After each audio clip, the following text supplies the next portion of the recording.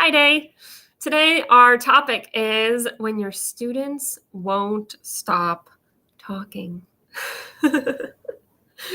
Oh, this is going to be fun.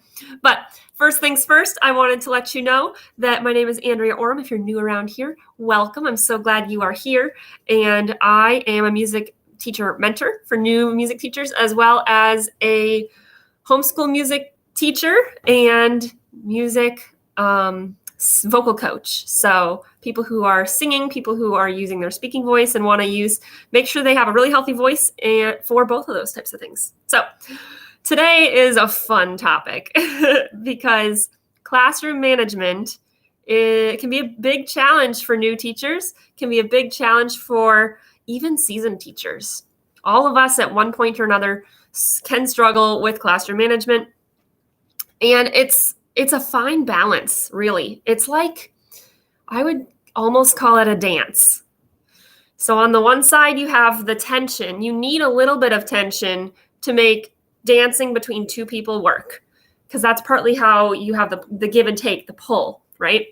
So there's that tension between wanting the students to connect and relate to each other and to you.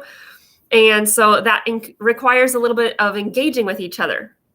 But you also want to have that flow, that structure, that, what should I call it? That focused, intentional moving forward. And if they stop, every time you stop, they start talking, that really derails that flow, right? So you have this tension between the give and take.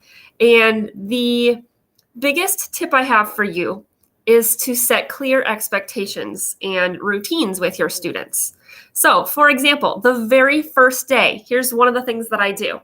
Very first day of school, of class, whatever it is, right?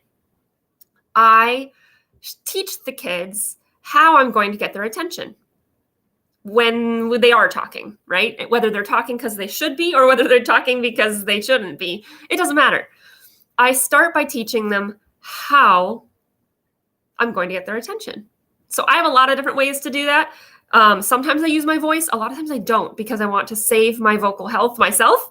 I want to make sure I have good vocal health, and calling or making loud sounds with my voice over a whole bunch of children who are already talking isn't a very healthy choice vocally. So I usually pick other things, or I'll make a sound that doesn't require my voice, like something like that, because it carries, but it doesn't require my voice to do so. It's a sound without voice. So that is the biggest thing that helps with this part. But everyone has, or students included, have days where they struggle with something. I have noticed this happens the most for me because I set really clear expectations of how I'm going to get their attention, when I want them to turn and say something to each other, when I want them to say something to me, like a shout out versus a raised hand. I'm very specific. The more specific I am, the more they can know what to expect, right?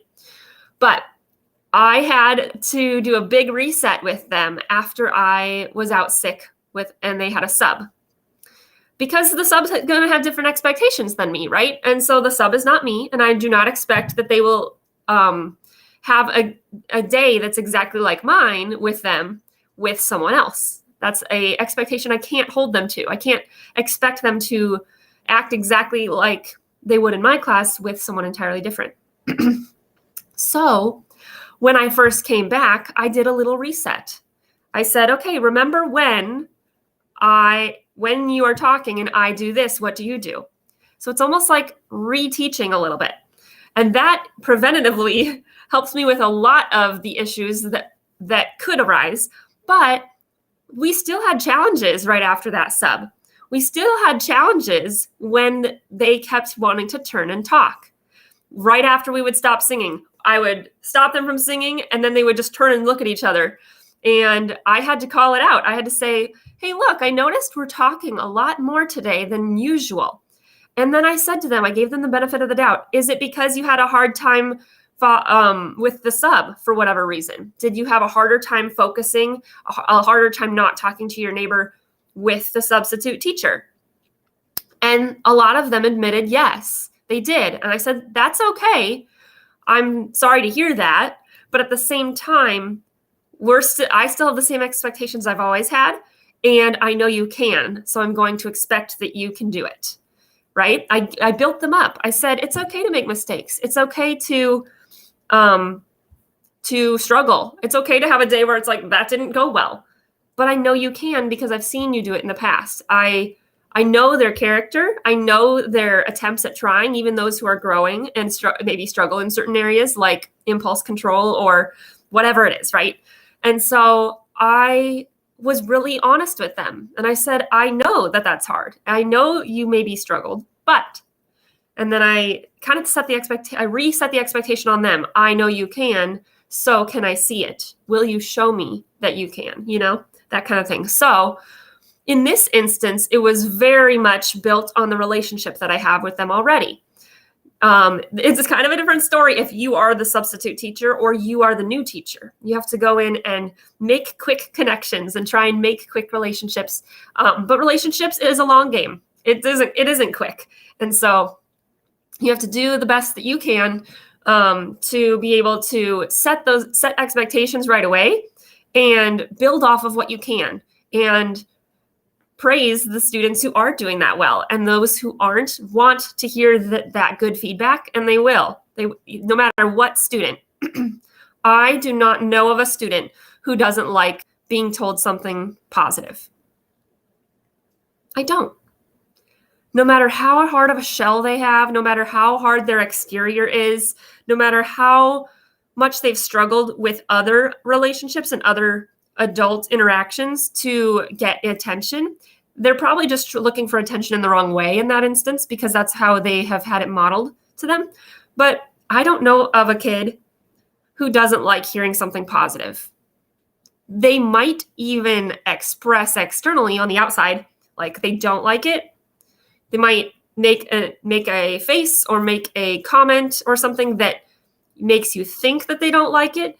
But deep down, I don't know of a student who doesn't love a compliment or some sort of positive affirmation. And so I bank on that because everyone needs love. Everyone needs to be heard and seen. Everyone needs to be told something positive about them. And I look for those things. So I got a little bit on a bunny trail, I guess. But when your students won't stop talking, my mode of operation is to gently call it out if I have that relationship. And if I don't have that relationship yet, work on that relationship. So those are my two, comments or pro tips for you. But I'd love to hear what things work for you in your management style, in your relational style, in your teaching style, if you are a teacher, that you choose to use with your students when they won't stop talking for you. So thanks for popping in here and sharing your knowledge, your wisdom, if you have some, and your questions, if you have questions. I love sharing feedback. I love answering questions in the Strength Train Your Voice group, which, by the way, if you're not in the Strength Train Your Voice group, there is a link in the description of this video for that group. And we talk all sorts of stuff. If you like talking about this kind of thing, if you like engaging on some of these topics in a lighthearted, fun, building you and your students up kind of way, then check out that group because we talk about it a lot, and you can ask questions in there. And I have some trainings coming up on working with larger groups of students and things like that. So go check that out if you're not in the group. If you are in the group, look at some of the polls. I posted a poll 2 days ago, so you should go answer the poll and check out the guide section. There's lots of gold in there too. So have an awesome rest of your day.